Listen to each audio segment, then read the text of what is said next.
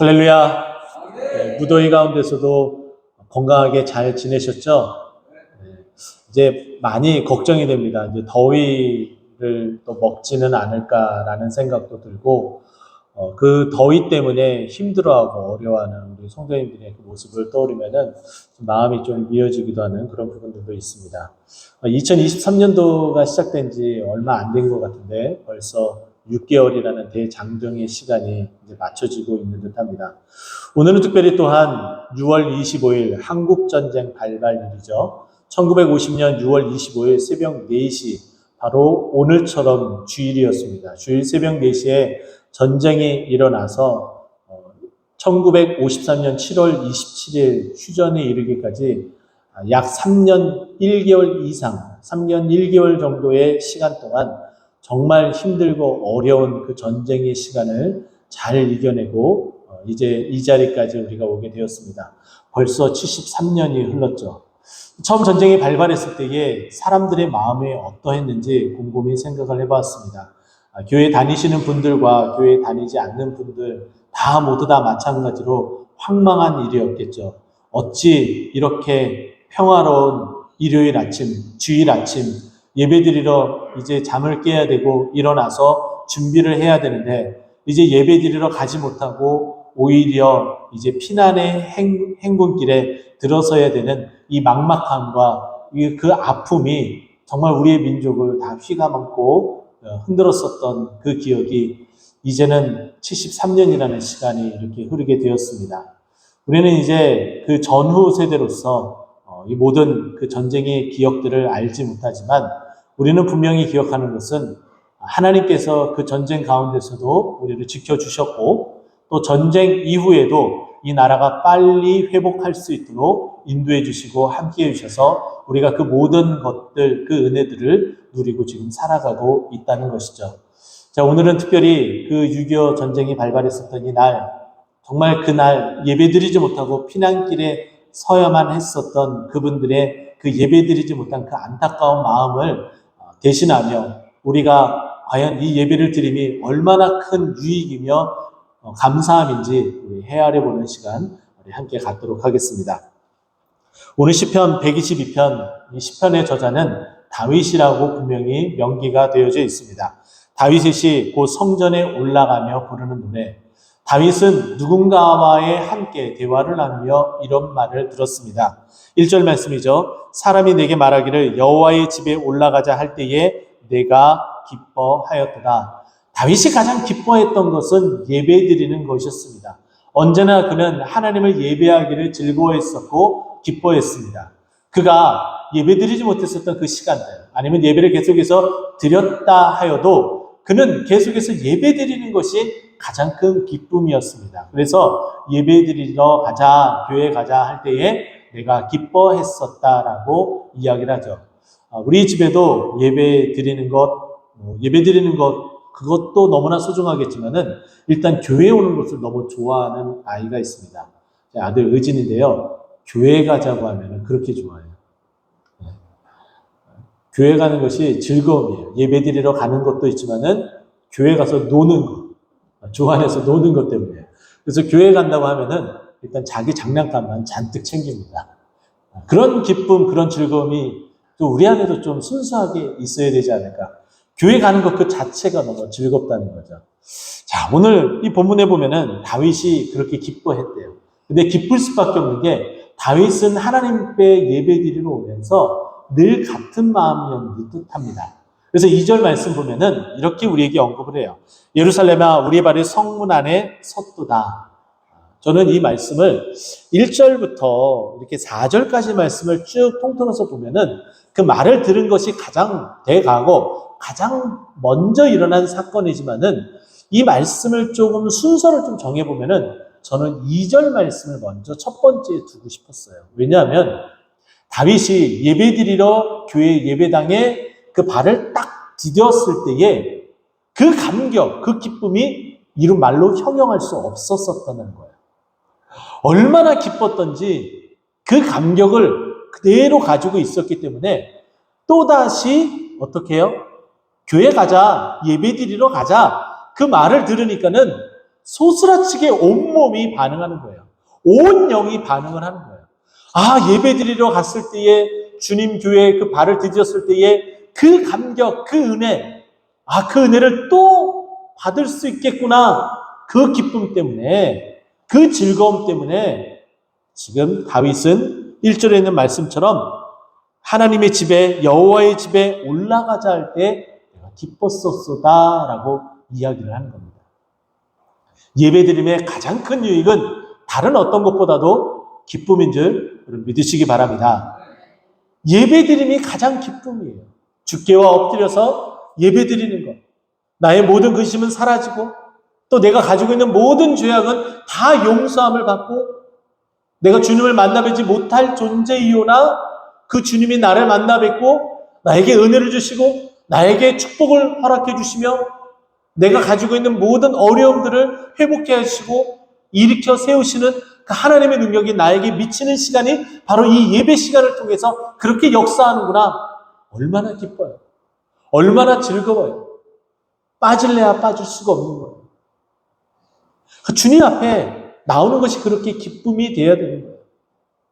그 기쁨을 맛보았기 때문에 다시금 예배를 올라가자 할 때 기뻐했다라고 고백을 하고 또 다시금 주님 예배 존전에 나올 때에 성전에 발을 디딜 때에 그 감격과 그 기쁨이 다시금 소스라치게 몰려오기 시작을 하는 거예요. 여러분 매주 예배 드리러 올 때에 바로 그런 기쁨이 여러분 마음 가운데 충만해야 됩니다. 할렐루야. 계속해서 그러한 기쁨, 그 마음들이 가득하기를 간절히 축원드립니다. 3절 말씀 보니까 이렇게 얘기해요. 예루살렘아 너는 잘 짜여진 성읍과 같이 건설되었도다. 할렐루야. 지금 예루살렘 성전이 건축이 되어졌지만 지금 다윗의 이렇게 눈으로 보기에는 하나님의 성전이 온전하게 지어지지 않은 때예요. 다윗의 시기 때문에 우리는 정확하게 이것을 알 수가 있습니다. 자, 그런데요. 그럼에도 불구하고 예루살렘 성전을 보기만 하면 하나님이 계시는 곳, 하나님이 임재하는 곳으로 인지하고 그렇게 알고 있기 때문에 이 예루살렘 성전의 그 모습만 보더라도 너무나 그냥 뿌듯하고 흐뭇한 거예요. 근데 그 모습들을 보니까 잘 짜여진 성읍, 그 예루살렘의 그 성읍의 면면들을 보면은 그 감격 자체인 거예요. 여러분도 마찬가지여야 됩니다. 교회에 딱 와서 다른 교회의 휘황찬란한 어떤 그런 모습보다도 정말 우리 교회, 내 교회라는 그런 마음을 가지고 정말 한 곳 한 곳 이렇게 지어지고 만들어지고 세워지고 가꿔진 이 모습을 보면서 감동을 받으셔야 돼요. 혹은 부족한 곳이 있으면은 아, 저 부분은 좀 바꾸어졌으면 좋겠는데 그런 마음을 가지셔야 됩니다.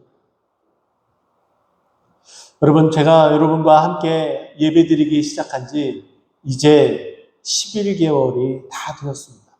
11개월 동안 이 부족한 종과 함께 여러분 함께 예배드리면서 정말 수많은 일들이 있었어요.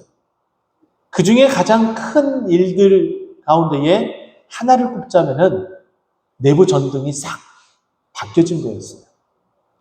여러분 언제인지도 모르게 그 감격 벌써 다 잊어버리셨죠?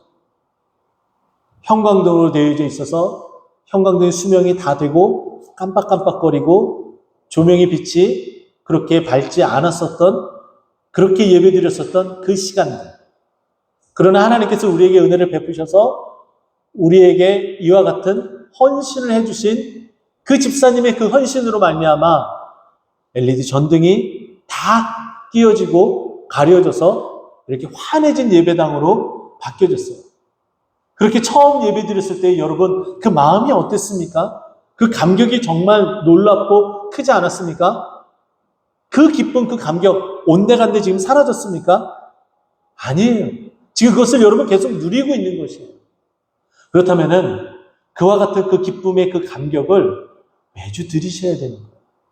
아, 정말 이렇게 우리에게 이와 같은 장소를 허락해 주셨구나. 그 은혜의 감격으로 예배를 드리셔야 되는 거죠. 그리고 또한 4절 말씀을 통해서 기뻐하셔야 돼요. 4절 말씀 보세요. 지파들 곧 여호와의 지파들이 여호와의 이름에 감사하려고 이스라엘의 전례대로 그리로 올라가는도다. 이 말은 뭐냐면은 내가 예배드리러 갔는데 그 예배드리러 간 그 장소에 누가 있는 거예요? 이스라엘 지파대로 예배드리러 온 하나님의 백성들이 있는 거예요. 자신의 그 백성들, 왕으로 있는 이 다윗이 백성들이 주님 앞에 나와서 예배드리는 그 모습을 보고서 감격에 차 있는 거예요. 우리도 그래야 되지 않겠습니까? 저는 여러분들의 이곳에 와서 예배드리는 그 모습 한 모습 한 모습에 저는 감동을 받습니다. 여러분도 그러셔야 돼요. 여러분의 셀원들이 또 함께 신앙생활했었던 우리 성도님들이, 집사님들이, 권사님들이 예배드리러 왔어요. 건강하게 이 자리에 앉아 계세요. 그 모습을 보면서 이렇게 하나님의 백성이 하나님을 예배하는 것을 즐거워하고 기뻐하는구나. 이 예배드리는 그 모습이 정말 아름답구나.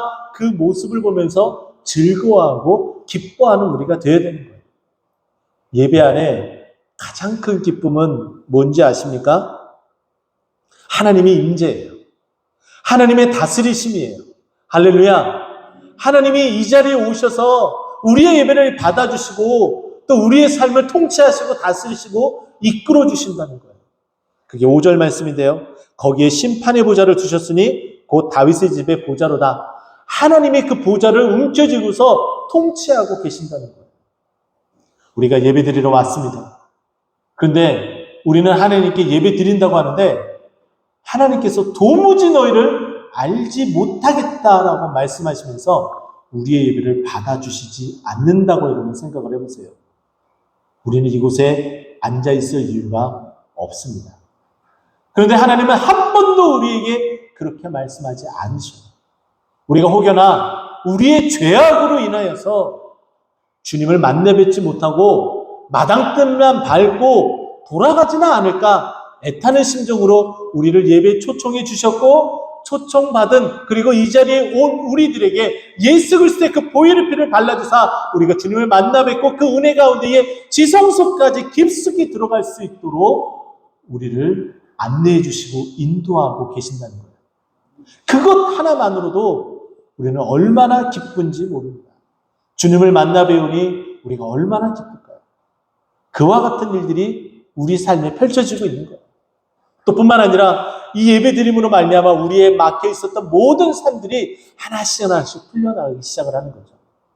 여러분 요한복음 5장 말씀을 보게 되면 정말 주님께서 일으키신 기적 가운데 특징적인 하나의 기적이 일어나게 됩니다. 예루살렘 양문 곁에 보게 되면 베데스다라는 연못이 있습니다. 그 연못에는 한 가지 전설이 있어요. 그 전설은 무엇이냐면은 천사가 그 연못에 내려와서 물을 움직인다. 그리고 그 물을 움직이고 떠나가게 될 때에 그 연못물에 제일 먼저 내려가서 몸을 담그는 사람이 자신이 가지고 있는 그 질병이 치유함을 받는다라는 전설이 있습니다. 그 전설대로 그렇게 치유함을 받은 사람들이 많았어요. 근데 그 전설에 따라서 각종 병든 자들이 그곳에 와서 진을 치고 있습니다. 그곳에 있는 자들이 누구인지 요한복음 5장에는 이렇게 설명을 해주고 있는데요. 많은 모든 병든 자, 특별히 맹인, 다리 저는 사람, 혈기 마른 자들이 그 자리에 진을 치고서 천사들이 내려와서 그 물을 움직이기를 기다리고 있었다라고 이야기를 합니다. 그 중에 특별히 큰 은혜를 입은 한 사람을 예수님이 또 요한은 소개를 해주고 있어요. 그 사람은 누구냐면은 38년 동안 병자로서 치유만 받기를 간절히 기다리던 한 사람이었습니다. 그런데 이 사람은 항상 그 연못물이 움직일 그때마다 먼저 내려가지 못하고 그 질병이 38년 동안 지속되고 있었던 터였어요. 얼마나 힘들겠습니까? 1년 동안 이 병 생활을 하더라도 힘든데 무려 38년이라는 시간 동안 그렇게 병으로 힘들어하고 어려워했었다는 거예요. 자, 그런데 예수님께서 그곳에 찾아가셔서 그 38년 된 병자에게 묻습니다. 내가 낫기를 원하느냐? 라고 이야기를 하니까 이 전설과 같은 이야기를 쭉 설명을 해주려고 해요. 자, 그랬더니 예수님께서 뭐라고 말씀하시냐면은 내 자리를 들고 걸어가라 라고 말씀하십니다. 그 말씀대로 이 병자가 누워만 있었다가 어느 누구도 자기 자신을 거기다 데려다 주는 사람이 없어서 자신의 병이 낫지 못하고 그 고통 가운데 있었는데 예수님의 그 한마디 그 말씀으로 일어나 걸어가기 시작을 한 거예요. 그런데 성경은요, 그날이 무슨 날이라고 소개해 주는지 아세요? 안식일이었다고 이야기를 합니다. 주일이었다는 거, 예배드리러 가는 바로 그날이었다는 거예요. 할렐루야! 주일날 바로 이렇게 하나님께서 우리가 예배드리러 올 때에 또 예배드리러 왔지만은 아직 그 깊은 곳 가운데 있지 못한 그 자들에게도 우리 주님께서 찾아가 주셔서 만나 주시고 그 모든 문제들을 해결해 주시고 치유해 주시고 회복해 하셔서 우리에게 기쁨이 충만하게 해줄 줄 여러분 믿으시기 바랍니다. 그게 바로 예배드림의 유익이에요. 예배 드릴 때에 찾아오는 유익이라는 거죠. 자, 두 번째는 이 예배 드림의 유익은 바로 평안함입니다. 이 평안함은 세상이 줄 수 없는 평안함이겠죠. 온전히 주님만이 줄 수 있는 안정감이다라고 볼 수 있습니다. 오늘 본문에서는 이 평안이라는 이 단어가 6절과 7절과 8절 이렇게 세 번에 나눠서 이야기를 해줍니다. 6절에서는 예루살렘을 위하여 평안을 구하라. 이 주님의 몸된 교회가 평안해야 됩니다. 교회를 위해서 기도해 주세요. 라는 표현이 먼저 나오고요. 그리고 7절에 보면은 내 성 안에는 평안이 있고 이미 우리가 살고 있는 그리고 예루살렘 성전, 하나님의 그 성전이 있는 바로 그곳에는 평안이 이미 그 강구대로 있어졌다라고 이야기를 해요. 그리고 8절에 보면은 이제 말하리니 내 가운데 평안이 있다. 우리의 삶에도 무엇이 있다는 거예요? 평안함이 있다라고 말하고 있습니다. 6.25 전쟁 가운데에 그 전쟁을 치룬 지금은 천국에 계시는 어느 목사님의 사모님 이야기를 그 사모님의 그 아들인 목사님을 통해서 제가 들은 이야기가 있었습니다. 제가 궁금해서 먼저 여쭤봤어요.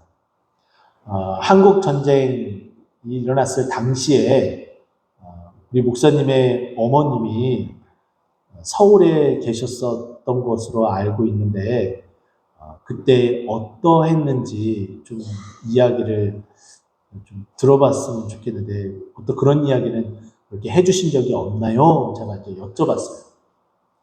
그렇게 여쭤봤더니 그 어머님이 이렇게 이야기를 하시더라고요. 포탄이 수도 없이 떨어지더래요.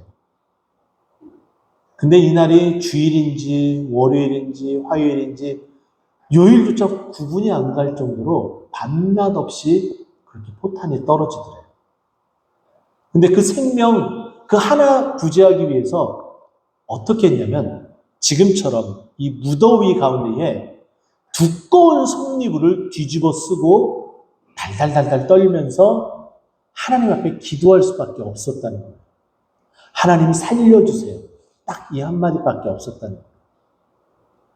그렇게 수많은 포탄이 떨어지고 무너졌는데 정확하게 그 어머니가, 그 사모님이 숨어 있었고 그 속리부를 뒤집어 쓰고 있었던 그 집안에는 포탄이 다행히 안 떨어졌던 거죠. 그리고 그 수많은 포탄의 잔해들이 주위에 많이 떨어졌어도 하나님께서 안전하게 지켜주셨다는 거. 그 이후로 하나님께서 이 생명 하나님께서 붙드셔야 되는구나.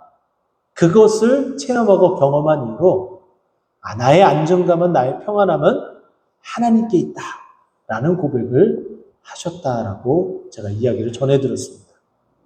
여러분, 세상은 우리를 점점 더 힘들게 합니다. 제도가 우리를 힘들게 만들고요. 또 뿐만 아니라 경제적인 어려움들이 우리를 힘들게 만들고 있습니다. 또 이제 여름이 다가오면은 이 기후가 우리를 더 힘들게 만들어요. 평안함이 없게 만들죠. 그러나 우리 주님께서는 불안한 가운데에 떨고 있는 그 자들에게 찾아가 주셔서 평안을 말씀하시고 평안을 허락해 주시는 주님이라는 거예요. 예수님은 십자가에 못 박혀 돌아가시고 그 예수님의 돌아가심으로 말미암아 자기 자신들도 그 예수님처럼 죽게 될지 모른다는 그 두려움에 떨고 있었던 제자들은 사방으로 흩어졌고 또 흩어진 그 자들이 마가의 다락방에 모여 있었을 때에 모든 문을 걸어 잠그고 그들이 한자리에 있었습니다.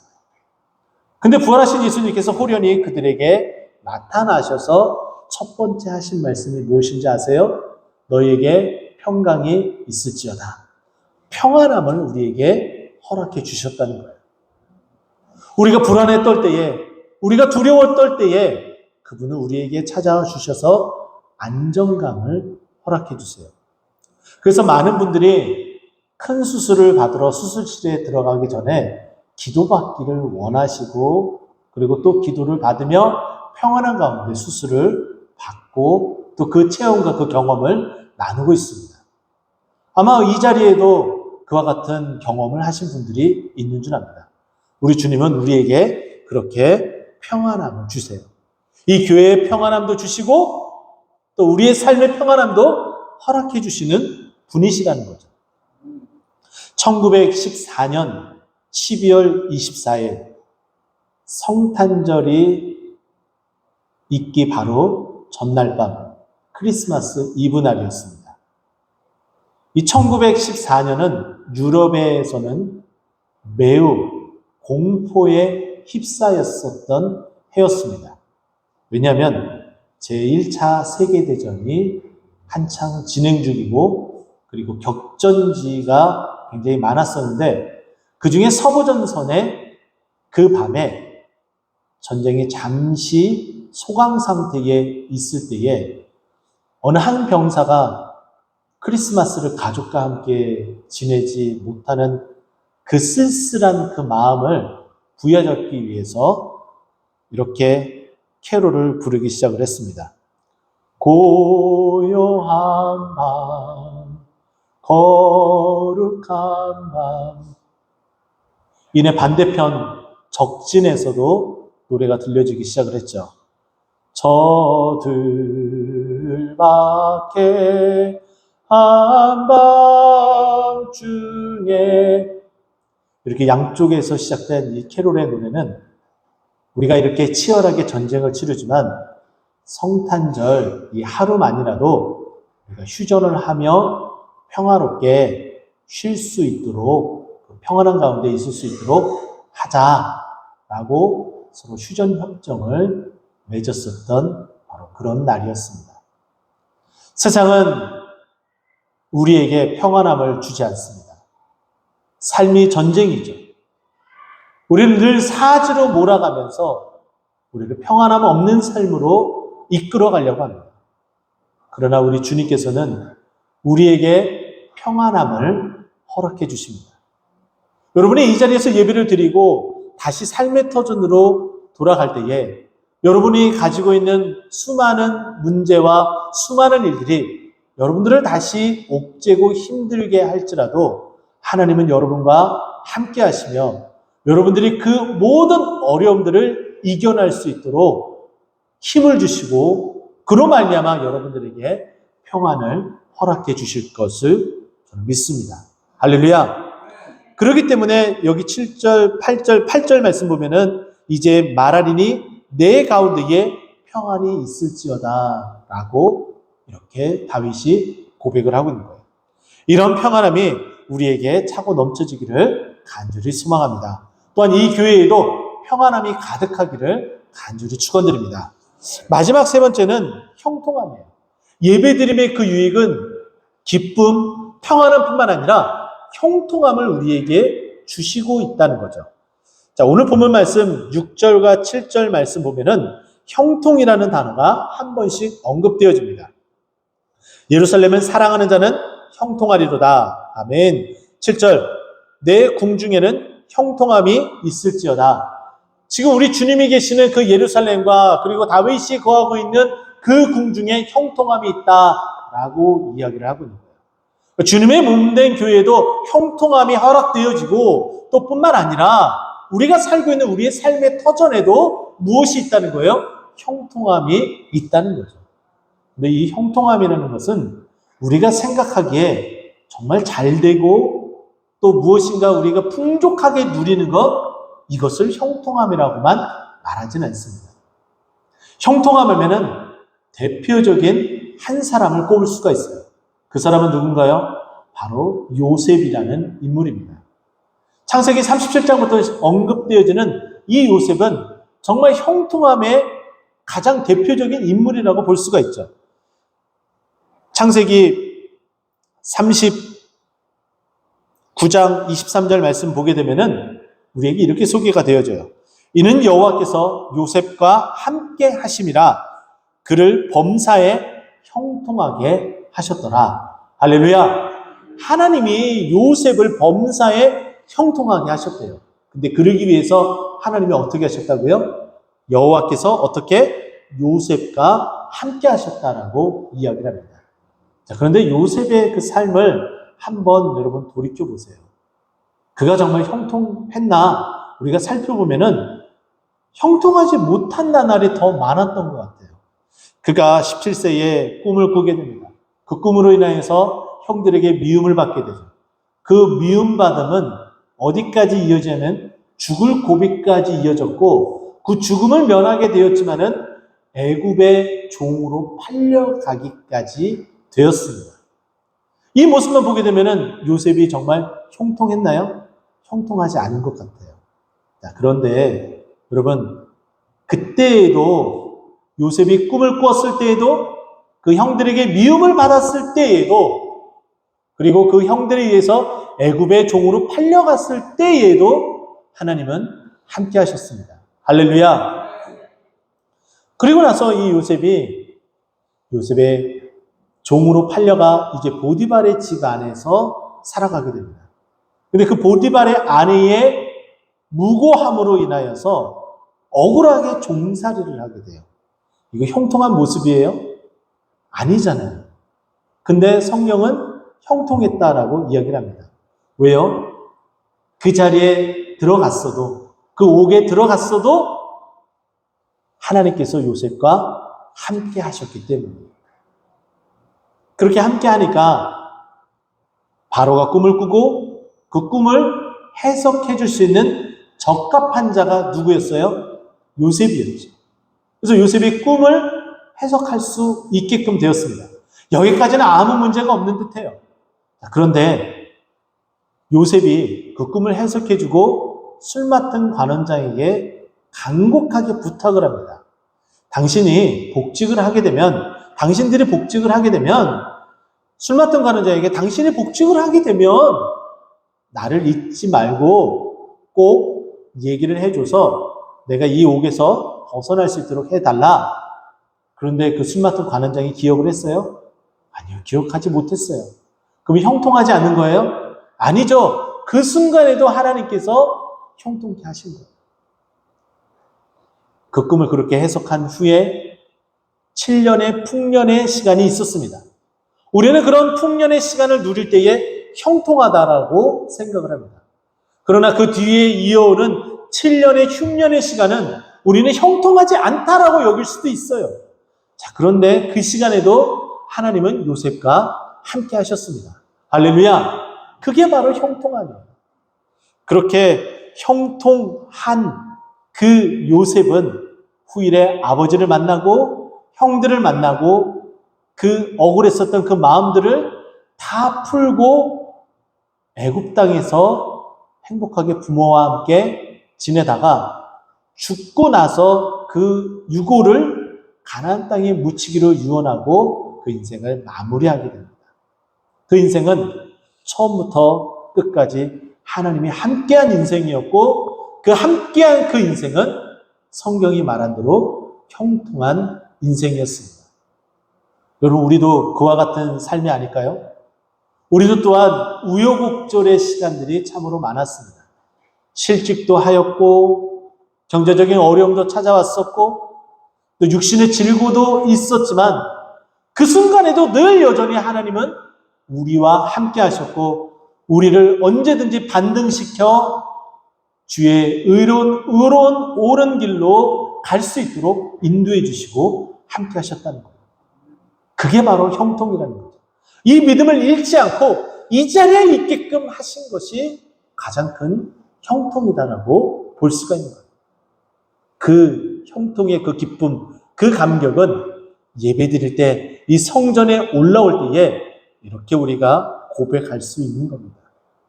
이제 말씀을 마무리하고자 합니다. 예배 드림의 유익은 다윗이 고백했던 것처럼 기쁨이며 또한 평안함이며 형통함입니다. 이와 같은 그 은혜를 누리면 우리는 어떻게 할 수 있을까요? 마지막 구절을 한번 보세요. 여호와 우리 하나님의 집을 위하여 내가 너를 위하여 복을 구하리로다. 저뿐만 아니라 여러분 스스로도, 여러분 서로서로도 이렇게 기도하셔야 됩니다. 여호와의 집을 위하여, 이 교회가 평안하도록, 형통하도록, 그리고 이 교회에 기쁨이 가득하도록 기도하며, 또 이 교회가 복을 받을 수 있도록, 그 복이 흘러서 우리 성도인들의 삶에 넘쳐날 수 있도록 이렇게 기도하셔야 됩니다. 하나님께서 들어 응답해 주시고 그 받은 은혜와 그 복으로 다시금 주님 앞에 예배드리러 나오며 그 예배드림의 그 유익이 계속해서 이어져 우리 교회 예배가 정말 부흥케 되고 살아나기를 간절히 축원드립니다. 기도하겠습니다.